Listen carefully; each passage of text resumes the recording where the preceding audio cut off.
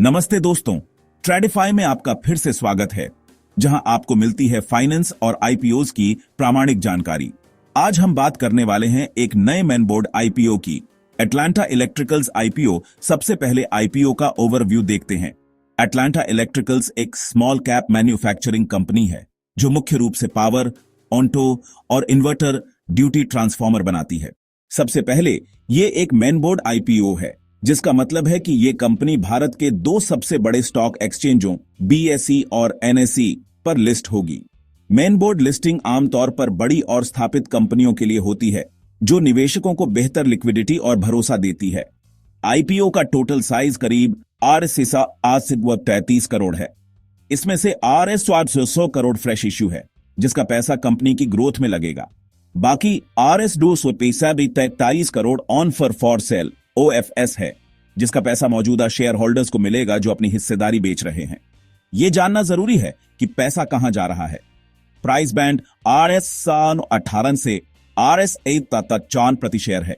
हमारा सुझाव है कि आप हमेशा अपर प्राइस बैंड यानी RS 55 पर अप्लाई करें, जिसे कट ऑन ऑफ प्राइस कहते हैं।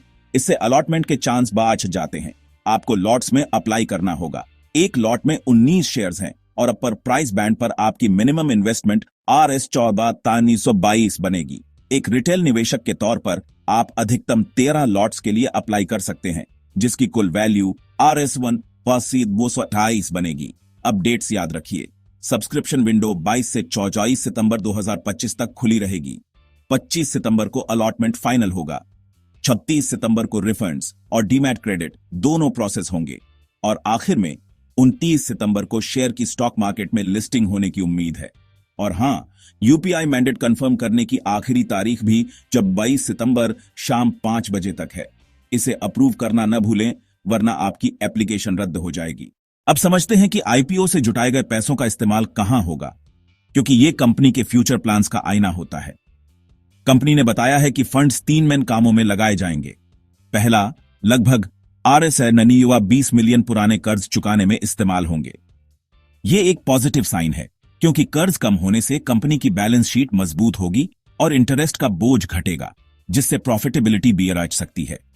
दूसरा, RS 2 मिलियन का एक बड़ी दरहा हिस्सा कंपनी की वर्किंग कैपिटल जरूरतों को पूरा करने में जाएगा। यह पैसा कंपनी के रोजमर्रा के ऑपरेशंस के लिए होगा, जो दिखाता है कि कंपनी आने वाले सालों में बिजनेस ग्रोथ के लिए तैयार है।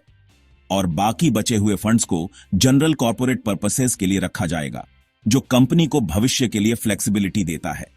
अब बात करते हैं कंपनी के बैकग्राउंड की।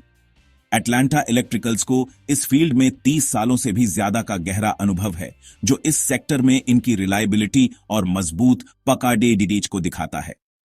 इनकी एक बड़ी ही ताकत है इनकी टेक्निकल कैपेबिलिटी। यह भारत की उन चुनिंदा कंपनियों में से है जो 200 MVA कैपेसिटी और 220 kV वोल्टेज तक के हाई पावर ट्रांसफार्मर्स बना सकती है, जो इन्हें BDDA प्रोजेक्ट्स के लिए एक मजबूत दावेदार बनाता है। फाइनेंशियल ग्रोथ भी स्ट्रांग है। FY 22 में रेवेन्यू RS 2 मिलियन था, जो FY 24 तक बढ़कर RS 8,755 मिलियन हो गया। यह लगभग 38% की CAGR है, जो काफी प्रभावशाली ग्रोथ है। कंपनी का ऑपरेशनल फुटप्रिंट भी काफी BDDA है। इन्होंने अब तक 19 राज्यों और 3 केंद्र शासित प्रदेशों में 4000 से ज्यादा ट्रांसफार्मर्स सप्लाई किए हैं। कंपनी की ऑर्डर बुक भी बहुत मजबूत है, जो भविष्य की कमाई का एक अच्छा इंडिकेटर है। 30 सितंबर 2022 तक इनके पास RS 2,833 मिलियन के ऑर्डर्स थे, जिसमें 73% पब्लिक सेक्टर और 34% प्राइवेट सेक्टर से है। यह बैलेंस्ड क्लाइंट मिक्स एक और प्लस पॉइंट है। अब थोड़ा industry outlook. Global transformer market 2029 तक USD 90 बिलियन से ऊपर पहुंचने की एक्सपेक्टेशन है।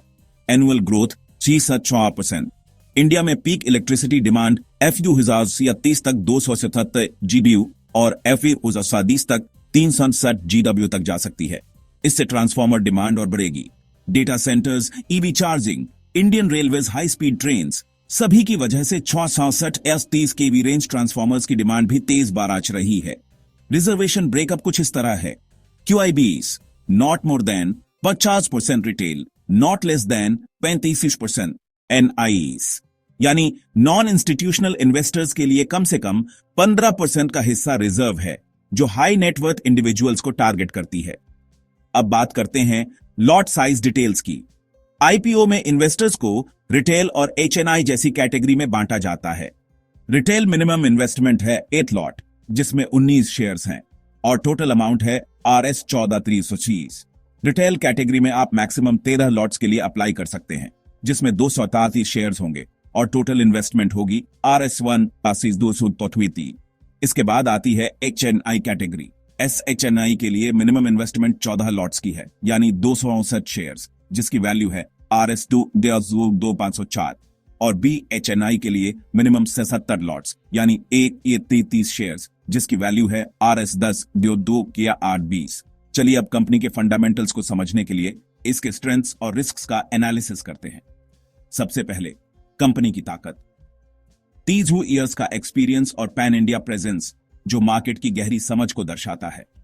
RS 833 मिलियन का स्ट्रॉन्ग ऑन ऑर्डर बुक, जो आने वाले समय के लिए अच्छी रेवेन्यू विजिबिलिटी देता है। 3 advanced facilities with 740 MVA total capacity, जो BDDD ऑनर्डर्स को कुशलता से पूरा करने की क्षमता देता है। एक्सपीरियंस्ड लीडरशिप और 308 प्रोफेशनल्स की मजबूत टीम और कंसिस्टेंट रेवेन्यू ग्रोथ। अब देखते हैं रिस्क्स। गुजरात मैन्युफैक्चरिंग पर हैवी रिलायंस। कोई भी लोकल डिसरप्शन जैसे प्राकृतिक आपदा पूरे प्रोडक्शन को प्रभावित कर सकता है। यूटिलिटीज और स्टेट इलेक्ट्रिसिटी कंपनीज पर डिपेंडेंसी, जिससे पेमेंट में देरी या पॉलिसी में बदलाव का रिस्क रहता है। टेंडरिंग डिलेज का risk. On order book estimates future revenue guarantee नहीं है। और टॉप 10 कस्टमर्स पर हाई डिपेंडेंस। किसी एक BDDD क्लाइंट के जाने से रेवेन्यू पर सीधा असर PDD ढेगा। पीयर कंपनीज में वोल्टैम्प ट्रांसफॉर्मर्स और TEL जैसे BDD प्लेयर्स हैं, जिससे कंपटीशन काफी तगड़ा है। एटलांटा का RONW 7.8% है, जो वोल्टैम्प के 22% से बेहतर है, जो दिखाता है कि कंपनी प्रॉफिट बनाने में कुशल है। लेकिन EPS अभी छोटा है, 8 या 7, जो दिखाता है कि यह अभी भी एक छोटी कंपनी है। तो दोस्तों, यह था पूरा एनालिसिस एटलांटा इलेक्ट्रिकल्स IPO का। IPO का साइज, ऑब्जेक्टिव्स, स्ट्रेंथ्स, रिस्क्स, सब कुछ मैंने आपके लिए ब्रेक डाउन किया। आप अपने फाइनेंशियल एडवाइजर से कंसल्ट करके ही डिसीजन लीजिए। इंपॉर्टेंट डिस्क्लेमर, यह वीडियो सिर्फ एजुकेशनल और इंफॉर्मेशनल पर्पस के लिए है। मैं यहां पर बाय या सेल की कोई रिकमेंडेशन नहीं देता। अगर आपको वीडियो पसंद आई हो तो लाइक, शेयर और सब्सक्राइब जरूर करें ट्रेडिफाई चैनल को। मिलते हैं अगले IPO रिव्यू में।